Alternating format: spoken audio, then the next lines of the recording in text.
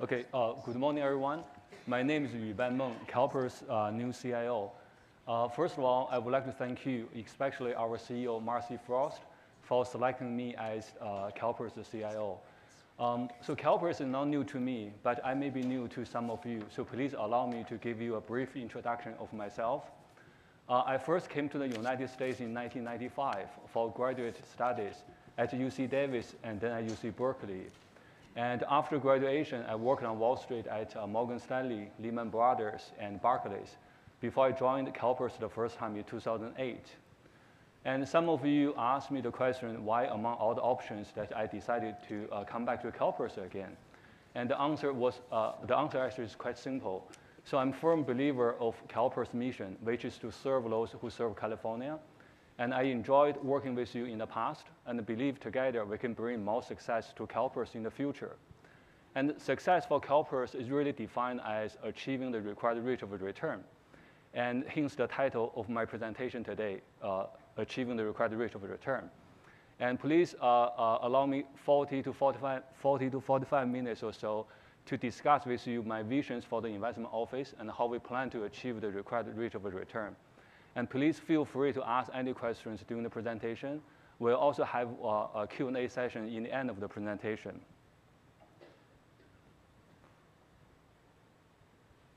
Okay, I need to learn where to point.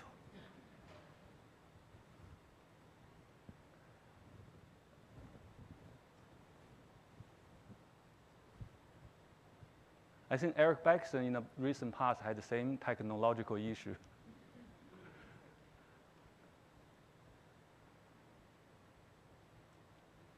Okay, the next slide, please.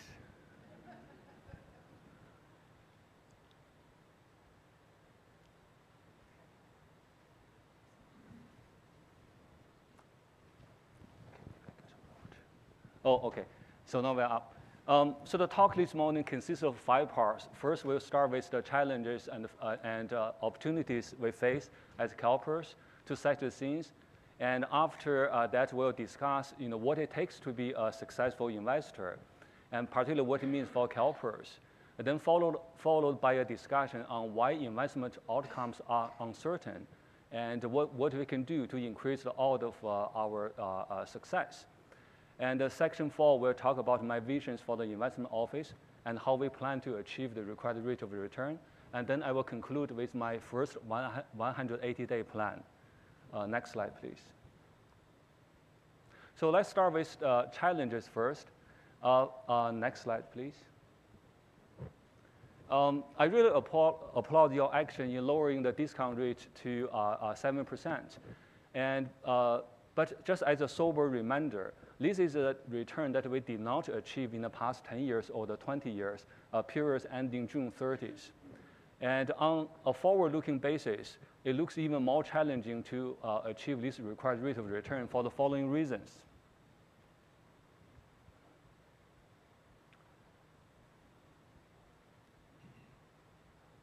First of all, favorable elements that are driving the return in the past, such as a declining interest rate and increasing profit margins, are less likely to repeat in the future.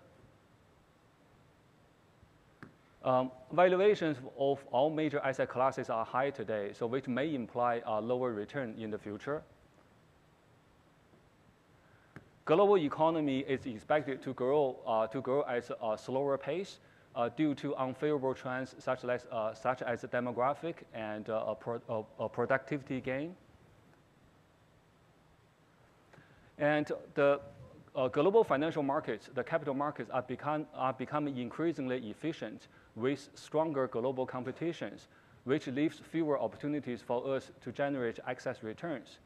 So 20 years ago, maybe even 10 years ago, CalPERS was one of the biggest fish in the financial pond and commanded attention from the capital markets. However, that luxury of ours has diminished today. I can think of about 10 asset owners and many more asset managers with an asset under management that are larger than ours. And not only they are larger in terms of size than us, they are also younger organizations with nimbler governance structure and fewer legacy issues. And more importantly, many of them are located in a global financial center as opposed to Sacramento. Last but not least, our underfunded status seriously limits the options we have to achieve the required rate of return in the future. And I just use my, our CEO, Marcy, just mentioned our recent performance. And my back of the envelope calculation shows that our funded status should be around 65 to 66% now. So these 5 challenges may appear daunting, but all is not lost. Because of the hard and meaningful actions you took recently, we're also presented with some very unique opportunities as well. So in December 2017, you lowered the discount rate to 7%. And also in February 2018, you shortened the amortization schedule from 30 years to 20 years. And then in addition, in 2017, the state of California injected $6 billion cash into the system. And it was recently announced that the state may inject another $3 billion cash into the system. So all these actions together resulted in an improved liquidity profile. And as you will see in the later part of the presentation this morning, the improved liquidity profile affords us some viable options to increase our chance of success. And the other opportunity is that really, because of the improved liquidity profile, we can focus more on the long-term investment horizon. As one of our investment beliefs stated that, a long-term investment horizon is not only an advantage, it's also an obligation for us as well. So I will elaborate on these 2 points later in this presentation. So now that we have briefly reviewed the challenges we face, as well as the opportunities in front of us, how are we going to bring more success to CalPERS? So before I dive into the success equation for CalPERS, please allow me to take you on a detour of other people's success equation. So if we think about it, we can all name a number of successful investors. For example, Benjamin Graham, Warren Buffett, or Peter Lynch. However, their success equation are relatively unknown. Were they successful because they were skillful or because they were lucky? They were lucky in the sense that they happened to be doing the right thing at the right time. So as we'll see, that it's very difficult to attribute success after the facts. We often hear a lot of stories, and these stories are backfilled by others and suffer from a number of cognitive biases, such as self-serving bias and subsequent rationalization bias. So Paul Machaka, who is in the audience today, who is the head of our real estate unit, once recommended this book to me by Michael Mauboussin, The Success Equation. And the book talks about the importance as well as the difficulty in untangling skill and luck in business, sports, and investing. So most people would agree that there are 2 variables in the success equation, which is skill and luck. But you will see that different people assign different degrees of importance to each of the 2 variables. At one end of the extreme, that's, some believe that skill is the only factor that matters. Then on the other end of the extreme, that people believe that luck is the only factor that matters to success. So now first, let's take a look at the impact or the role that skill plays in the success equation. So we're always constantly reminded that hard work pays off and the skills are important. And this mantra has been repeated over and over again throughout history. So for example, Thomas Edison once said that there's no substitute for hard work. So there's no question that the skill matters, is important to be successful. But some takes that argument to the extreme, arguing that skill is not just one variable in the success equation, it's the only variable that matters to success. So I'll share with you one personal story here. This lovely lady is my mom. And just like all moms, she's very proud of her child.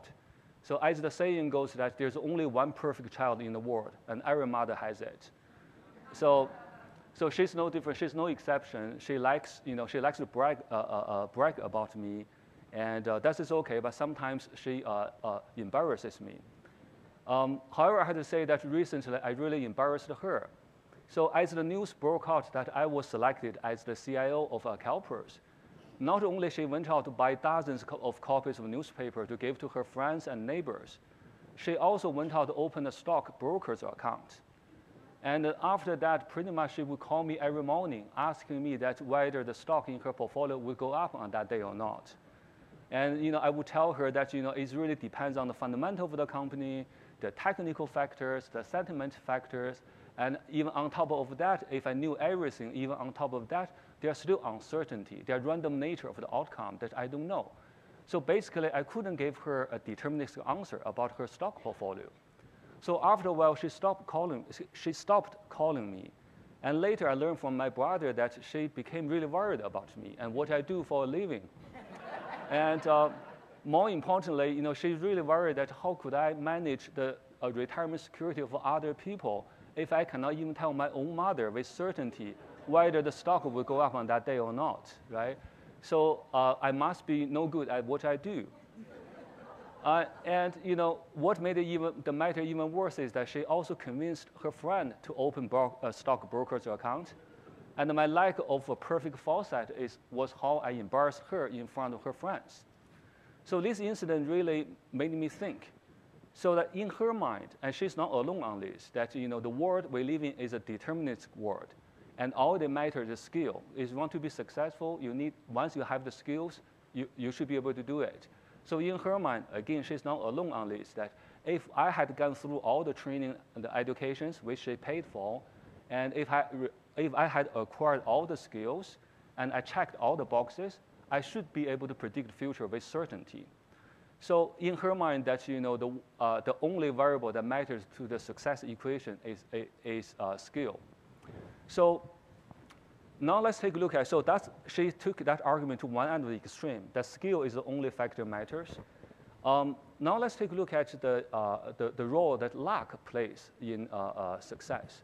So Malcolm Gladwell, the author of Outlier, the Story of Success, once famously coined a term called demographic luck. So what is a demographic luck? Demographic luck to me is to be born at the right time and at the right place. So if you think of the technology giants, such like Bill Gates and Steve Jobs, many of them, they were born in the mid-1950s. And if you think of the private equity giants, such as Howard Marks, whom we have the great honor to be with us today, and Steve Schwarzman, many of them, they were born in the mid-1940s. So to be born at the right time definitely helps. So would that be all? So according to Warren Buffett, that's not all. You also need to be born at the right place.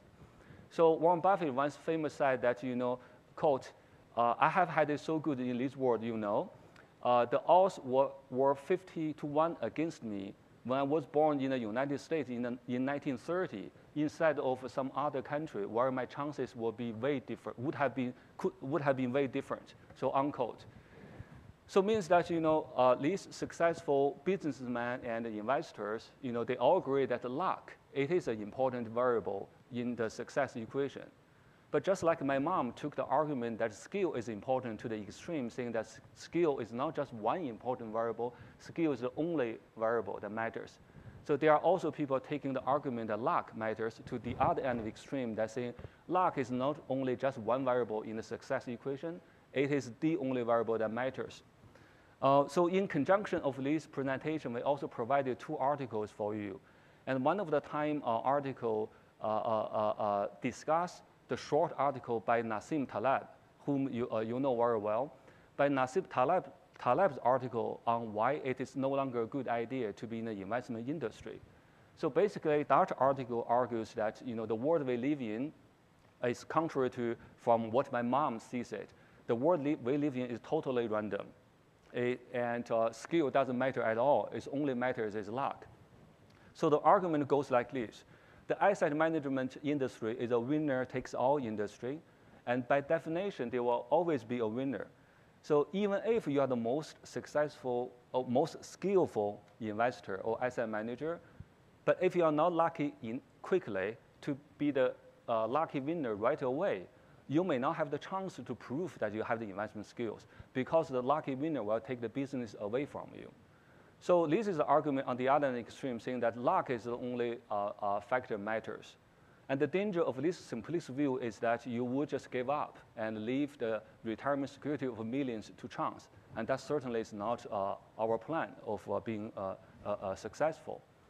So now we have talked about the full spectrum of the success equation from one end of my mom's view that only skill matters to the other end of the extreme that, the Times article's view that only luck matters, and then you have those in between. So what does this mean? What do these all mean for us? So of course, luck, it is important. But we also know that luck is fickle, means that we cannot count on luck to be successful.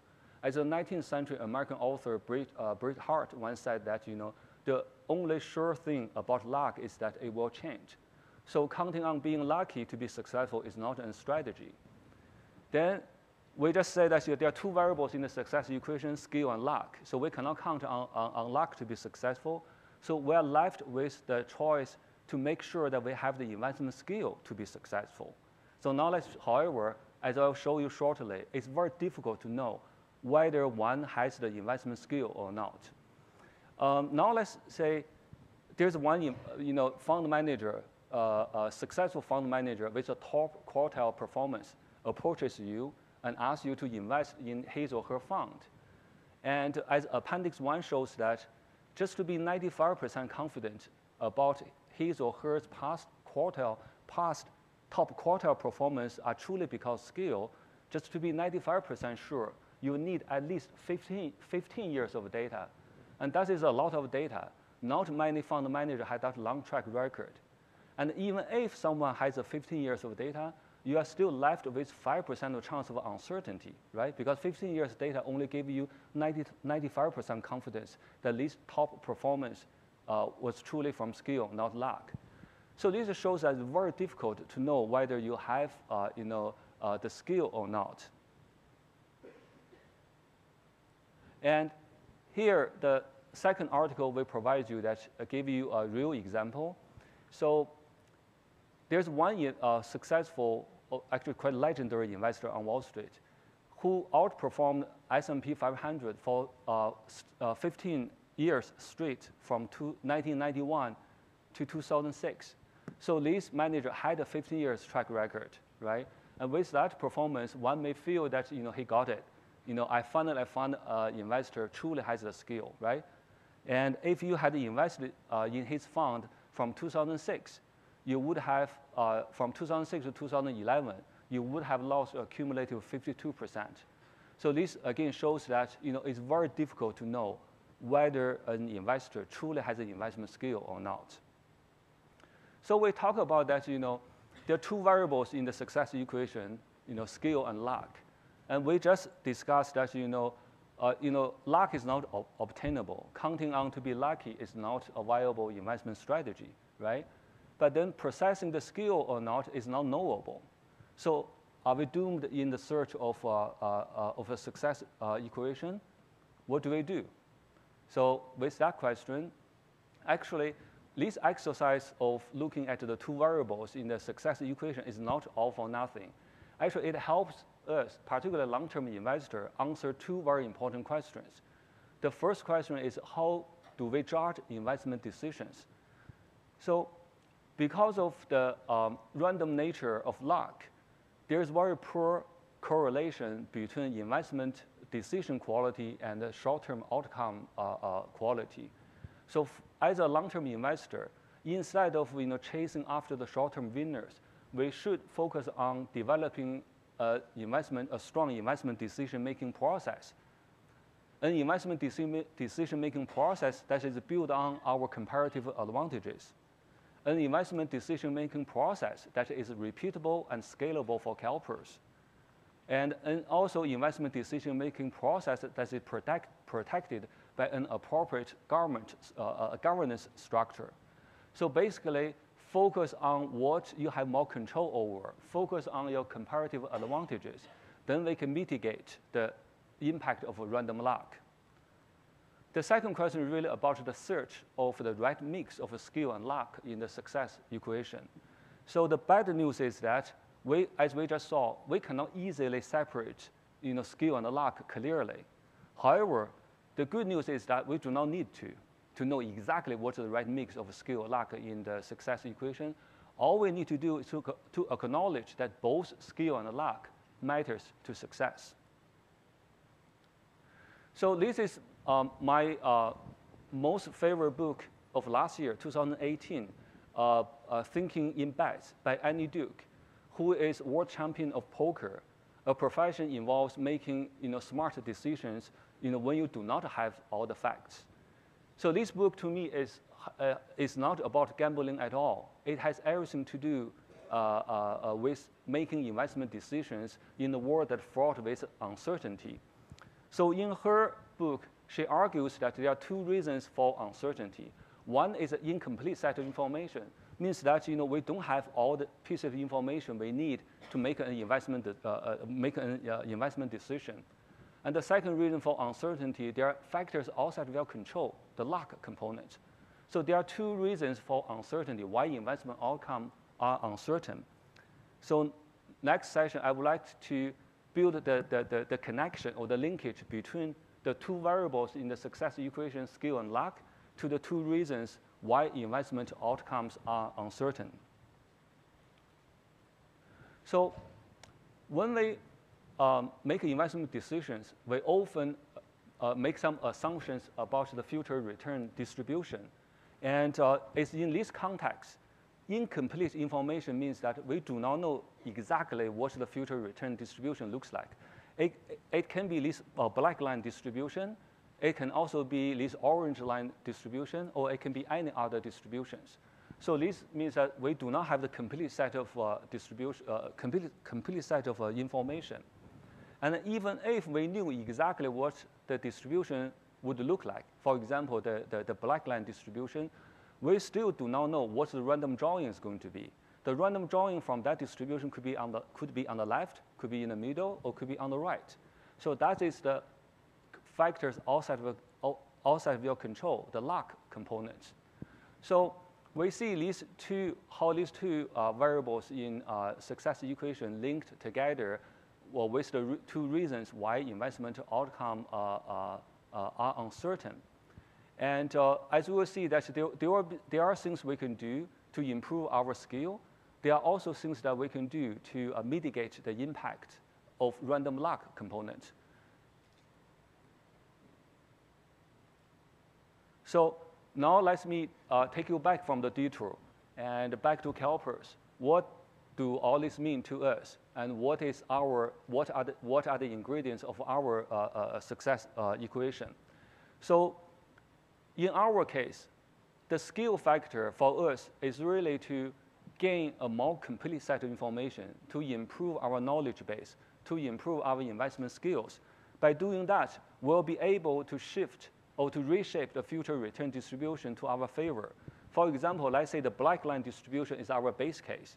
And after we acquired more investment skills and we have more complete set of information, we'll be able to move the distribution to the yellow line, which means with a higher return, you see the yellow distribution shift to the right with a higher expected return, and also has a lower expected risk. So if you see the range of outcomes of the yellow distribution is narrower than the black one.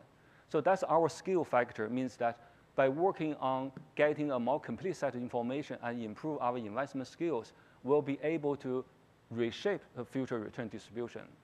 However, this does not change the fact that the drawing from the yellow distribution is random. It could be on the left, could be in the middle, or could be on the right. So that is the random luck factor. And is there anything we can do about the random luck factor? Fortunately, the answer is yes, particularly for CalPERS. So that takes us back to my vision for the investment office and how we plan to achieve the required rate of return and how to increase our chance of success. So basically, in our success equation, there are 6 ingredients, 4 areas of focus from the investment office, and then 2 commitments from you. So with these 6 ingredients, we can increase our chance of success. So please allow me to elaborate on these 6 ingredients. First, the 4 areas of focus from the investment office. the first 3 areas of focus is really on the scale factor. How can we reshape the future return distribution to our favor? So that will require 3 areas of focus.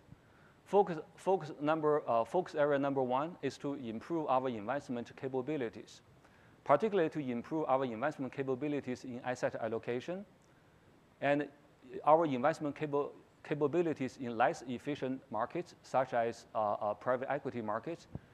Again, because of our brand and our scale, we are privileged to have access to private equity markets. And also because of the hard and meaningful action you took, which resulted in a improved liquidity profile, which allow us to be in the private markets. So we need to increase our investment capability in less efficient markets, especially in private markets. We also need to improve our investment capabilities in market segments with higher growth potential. And then focus area number 2. So after we acquired all these investment skills, we need to focus these investment skills on investment activities.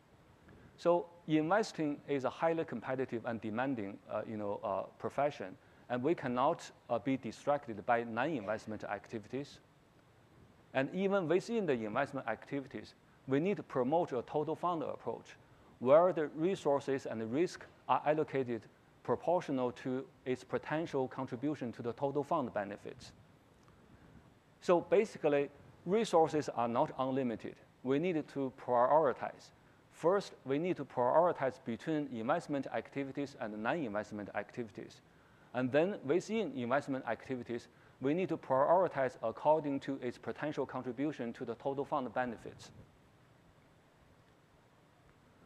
The focus area number 3 is really to focus on our comparative advantages. So as a large public pension fund, we have a number of comparative advantages. For example, our scale and our brand.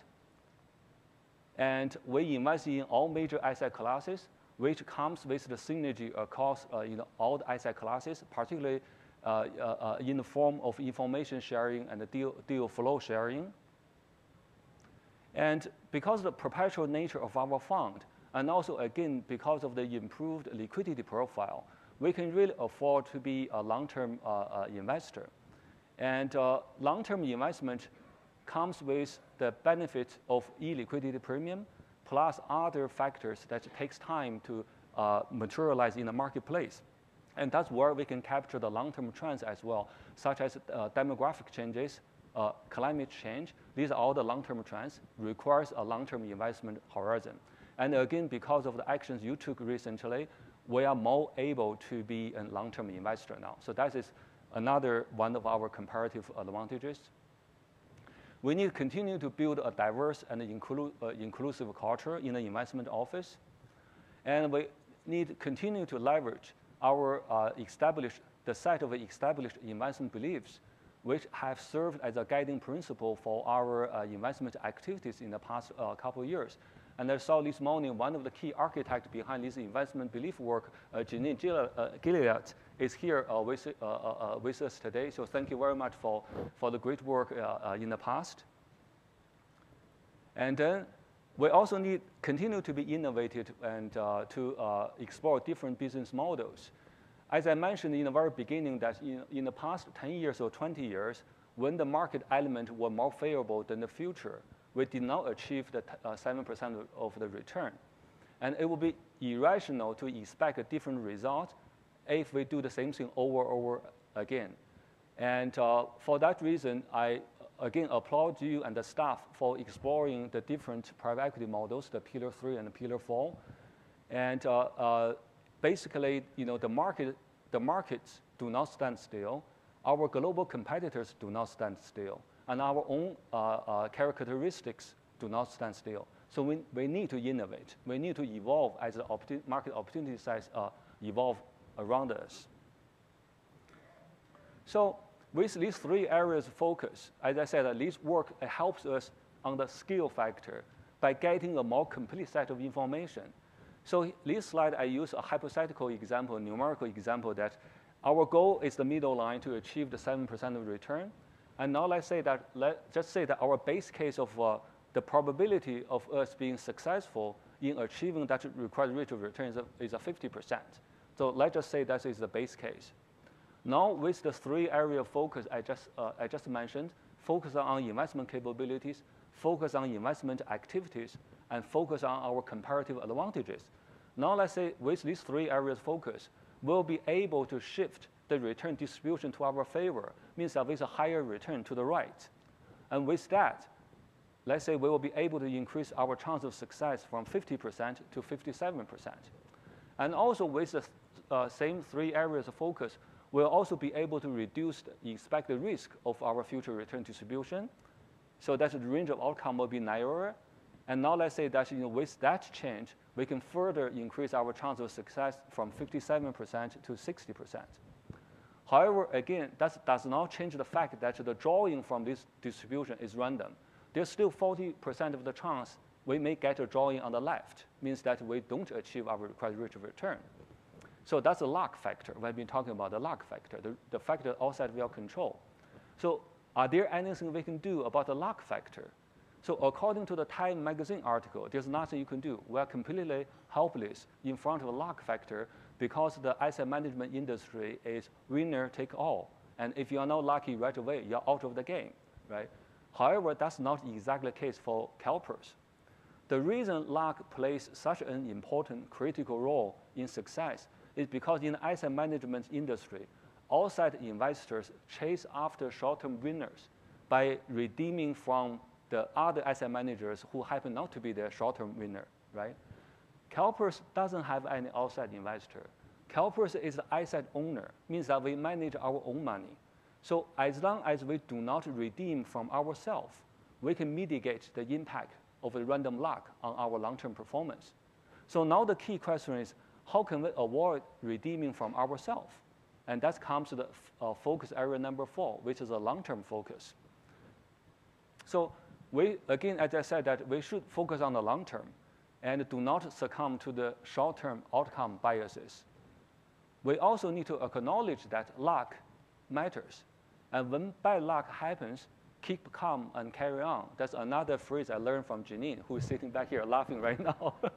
She and I both work at Barclays in London, and this is the term that we may have some British friends in the audience today that people love to use in Great Britain a lot because they had gone through a lot of terrorist attacks. And when I working at Barclays, I had to travel to our office in London very often. So Dan Bienvenu is another Barclays alumni here. So when bad outcome happens, if it was because of bad luck, do not change your course of action. Keep calm and carry on. And we also need to continuously to carefully manage our liquidity profile, because an improved liquidity profile allows us to maintain a long-term investment horizon.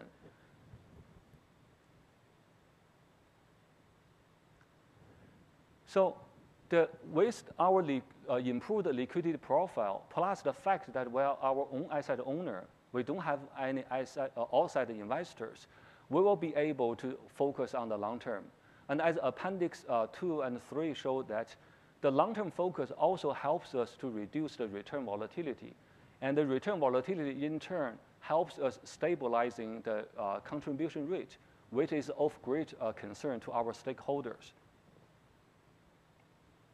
So if you think of a strong investment decision-making process, skillful and focused investment staff, as a result from the areas of focus 1, 2, and 3, if you think of these as our comparative advantages, and then focus area number 4, which is long-term focus, would allow us to compound our comparative advantage over a long period of time. So if you put these 4 areas of focus together, good things will happen to CalPERS. It's just like what Albert Einstein once said, that the compound interest is the most powerful force in the universe. And if you just think of our comparative advantage resulting from the areas of focus as the interest that we are compounding. So basically, once we identify our comparative advantages, let's build them into our investment decision-making process, and then establish a governance structure to support a long-term focus. Then we let the power of compounding take over do not let short-termism squander our advantages. So what is the success equation for CalPERS? So the first 4 ingredients from the investment office, the 4 areas of focus, the first three, the focus on investment capabilities, the focus on investment activities, and then the focus on our comparative advantages, and how we can work on improving our skills. So that's the skill factor, the first variable in the success equation. And then the focus on long-term helps us mitigate the impact of random luck. So that's the 4th area of focus. If put these 4 areas of focus together, we can meaningfully increase our chance of success. However, that's not all. As I said, there are 6 ingredients in the success equation. These are the 4 ingredients that the investment office can do. And I also would like to have 2 commitments or help from you on two areas. First, I would like to have your support, your commitment to support the CIO and INVO's laser focus on investing so that we can help meet with our liabilities. The current executive reporting line that I report to our CEO, Marcy Frost, is well situated for this purpose. So the CEO is the face and voice of the organization in managing a variety of stakeholder relationships. And then the CIO can focus on managing the investment aspect of the office. And the phrase I used in the CIO selection process is that to empower the CEO to enable the CIO. I also would like your help in facilitating a long-term commitment from all stakeholders. It will take time and effort to solidify an investment focus and a total fund approach. And one of you asked me again during the CIO selection process how much time I would need to effect all these changes. And my answer was 5 years, and still 5 years, around 5 years. And we will likely face some resistance, some growing pains, and perhaps even some setbacks. And also during challenging times of the market, people may become anxious. And precisely in these times that we need to stay on course, and we need keep calm and carry on. We need to stay focused and committed to the new approach. And also the results may not be immediate, and the desired outcomes are not guaranteed. However, with these 4 areas of focus from the investment office and the 2 commitments from you, I believe we can significantly increase our chance of success. So a quick summary of what we have discussed so far. We define success as achieving the required rate of return, but the challenge is that because of incomplete information and also because of factors outside of our control, the investment outcomes are uncertain. However, there are things we can do to increase the certainty in our portfolio. So here's my vision.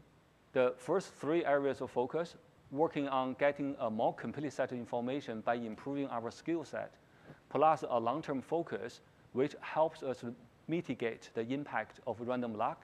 We can never eliminate the impact of luck, but we can mitigate the impact of luck.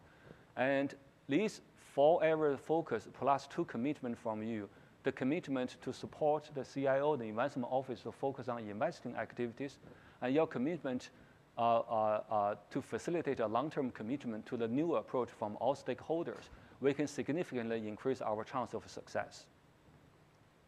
So that leads to the last session of my presentation today. What is my first 180-day plan? So since I decided to come back to CalPERS, I had been in regular contact with our CEO, Marcy, the departing CIO, Ted, the interim CIO, Eric, is somewhere in the audience, and also the senior leadership of the office. And I also reviewed most of the open session materials of IC investment committee materials of 2018. So all this resulted in a very smooth and seamless transition. So with that, I want to thank you all for your help in to make the transition as seamless as possible. So my first 180-day plan basically is a 3-point plan. The first point is to get to know you, the board, and your strategic priorities, and to review the recent asset and liability management process with you. and also to develop a common understanding of our long-term commitments, and to support the National Association of Corporate Directors' work with the board, and also to develop a common understanding the role of the board and the role of the staff. And listen to you and seek your feedback on how we can support your oversight responsibilities. The second point is really to get to the CEO and her executive team. So as part of the first 180 days, I'm going to review the past CIO and the investment office activities. Basically, how have the CIO and the investment office been spending their time and effort in the past? And then I will review these activities with our CEO and you together so that we can decide what kind of activities you would like the new CIO and the investment office to focus on. Also, I work with her and the executive team to evaluate Invo's investment office role within the enterprise and look for opportunities to improve synergy across all different departments. And to evaluate investment office effort in continuing to develop a more diverse and inclusive culture and team. The third point is really to get to know the investment office. First, I'm already working on is taking an inventory of all the current investment activities, and then conduct a very thorough performance attribution analysis to gain a better understanding of the drivers of the past performance, so that we can have a better understanding what we are good at, what we are not good at, and also to evaluate the current investment decision-making process, and then to develop a common understanding of our investment office comparative advantages and limitations. So basically, the first 3 points is to help us to understand ourselves better. And then with that, we need to go out to survey the landscape out there. We need to understand our global competitors better.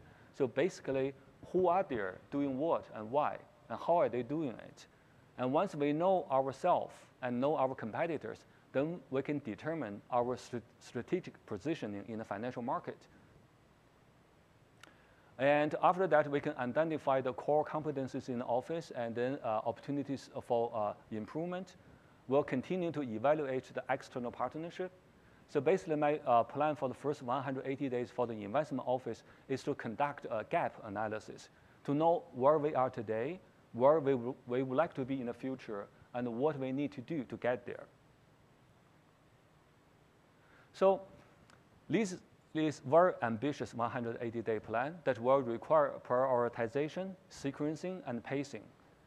And we may not be able to complete everything in the first 180 days, but we will learn we'll adjust as we learn, and we'll come back to you, give you progress update at the July offsite. And we know that changes, do not come easy. But I'm reminded of the quote from JFK that I would like to read it to you. We chose to go to the moon in this decade and do other things, not because they are easy, but because they are hard. Because that goal will serve to organize and measure the best of our energies and skills.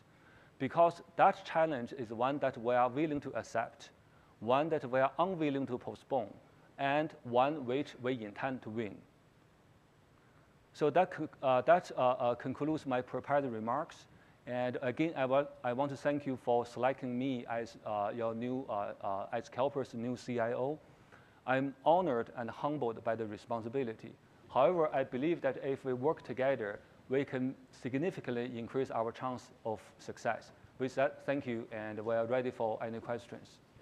Okay, thank you, Ben. Thank you. Yeah, thank you, Ben, for your sharing your priorities and with us and outlining the commitments it will take to achieve the success that you envision. So at this time, we'll take some questions that board members may have. Ms. Taylor? Yes, thank you, Ben.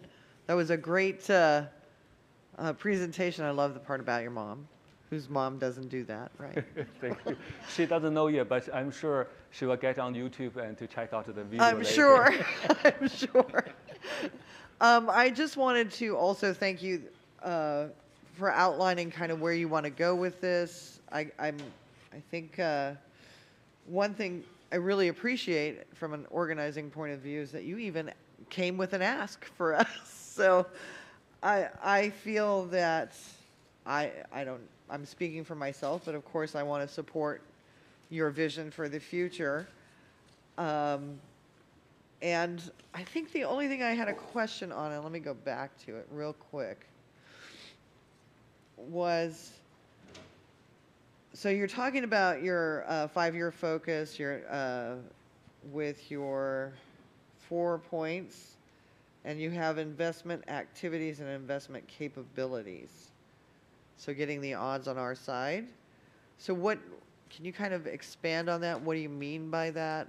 Does that mean it's hard to move CalPERS because we're so big? Yep. So when we're in the middle of a market, I see us not being able to take advantage. So I'm wondering if you have ideas, or is that what you mean?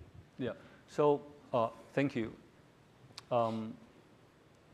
In terms of, so as I said, the first 180 days, I'm going to review how the past CIO and the investment office had been spending their time and effort, and then we come up with an assessment.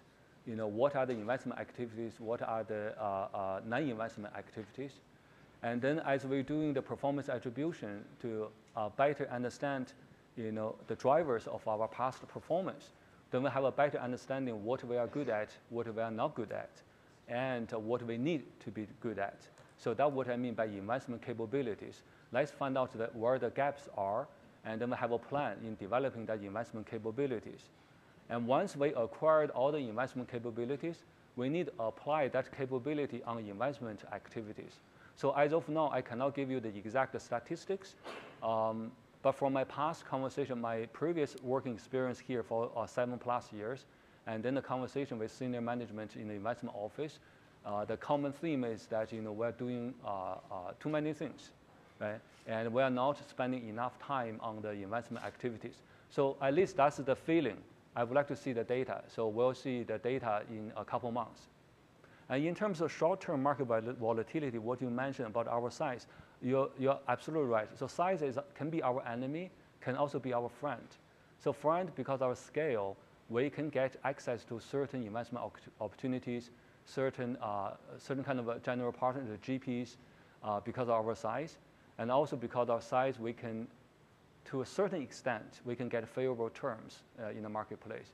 But the size can be our enemy as well, that we just cannot be done nimble as a small, like $2 billion hedge fund. So that is a double-edged sword. I appreciate that. I just want to say, based on what you're saying, the investment office, there's too much to do. There's a lot to do. As always, I think the board has always stated that we would love nothing more than to, if you need it, give you resources. So please let us know. I appreciate that. Thank you. Okay. Any other questions? Yeah, Ms. Yee. Thank you. Thank you, Ben, for the presentation. And I, too, hope that as you continue to engage with the board, that you will have specific asks of us. And I particularly like when there are expectations that are laid out for the board, and proactively, I might say. And I think you're in a unique position now as you're doing the internal assessment of INVO and all of its activities. I have one question, and that is, I really appreciated the statement about being laser focused on investing. And I know you're going to be kind of unpacking the investment versus non-investment activity. And I wanted to get your thoughts about the leadership role that CalPERS really has played globally with respect to a good governance and kind of the shareholder activities that we've been pursuing to ensure that the companies in which we invest do produce the highest returns. And just kind of your thoughts about that and kind of how that fits into kind of your overall vision. Yeah. So you're absolutely right. Being at the CalPERS in the past and being away for 3+ years, particularly when you're away, you start appreciating, the things that you used to have, you don't have anymore. So you're absolutely right that CalPERS has been a global leader or lightning rod, if you may say, on the ESG front, or sustainable investing, or investing with a purpose globally. And that is near dear to my heart as well. As you, again, go back to investment beliefs, we believe in the three forms of capital, the physical capital, financial capital, the human capital, right? The physical capital really related to the E component, the ESG, the environmental component, the financial capital related to the governance, the G component, and then, the S is related to the human capital, right? So this is all the long-term, when I mean being a long-term investor, the long-term trends. I also believe in that, we should look at all the aspects of the investment and the apparatus out there through the lens of the risk-adjusted return. And how is that going to help us to achieve the required rate of return 7% in the long term? There's enough evidence now for us to believe ESG is a risk factor. In the long term, is a risk factor. So my view, and I agree with the team. Now the team is led by Beck Richmond is here in the audience, and we have other internal expertise like Ann Simpson's sitting here as well. So the team is very strong, and is again we're a global leader in this front, and we should look everything together. How that's going to help us to achieve the required rate of return in the long run. Okay, Mr. Miller. Yeah, thank you, Ben. I really enjoyed the presentation, and a couple things that struck me as really relating to a few of the things that I've raised that encourage me is the idea of the gap analysis. A past, present state, what's our future state, how do we get there? Is it really ties into my concerns about strategic workforce planning and talent flow management, particularly with regard to the Pillar 3. And so I'm very encouraged to hear about your 180-day plan, because I think what comes out of that will certainly contribute to answering some of my questions, because as we go along, more and more the devil is in the details, and we can't get to the details till we get to them. And so I find that very encouraging. And then the focus on that long term, and the concern about, how do we really, in thinking about our risk appetite as a whole, look across that whole portfolio of everything and integrate Pillar 3, but especially Pillar 4, where we potentially concentrate risk in the context of that whole thing. And so, again, your presentation really spoke to those issues in a way that I appreciate, because those are the kinds of things that I and others have been bringing up, and really looking forward to working with you and the team and hearing what you learn and what comes next. Thank you. Thank you. If I may just make a follow-on comment on that, on the concentration Pillar 3 and Pillar 4. So again, Eric Beckson sitting in the audience. Recently, I learned a phrase from him I found very useful. It's called rational concentration. Because in investment, we all, one-on-one, we learn in investment really diversification. The only free lunch in investment is diversification. Nothing else is free. Diversification is free. But if you overly diversify portfolio, you will get the index performance, right? You buy the index, that's the most diversified portfolio. So when we say the rational concentration, and goes back to what I talked about, your comparative advantages. Once you have build out your comparative advantages, it is rational to have concentration in your conviction area, in your comparative advantage areas. Yep.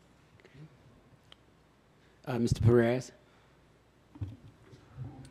Thank you, Mr. Meng, for the presentation. I appreciate it.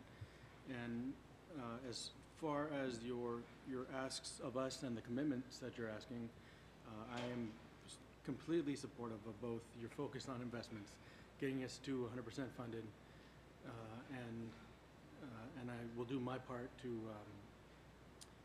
push that out to the stakeholders, and it'll be difficult to be a cheerleader initially while we're making that change, but with long-term goal in mind, I'm happy.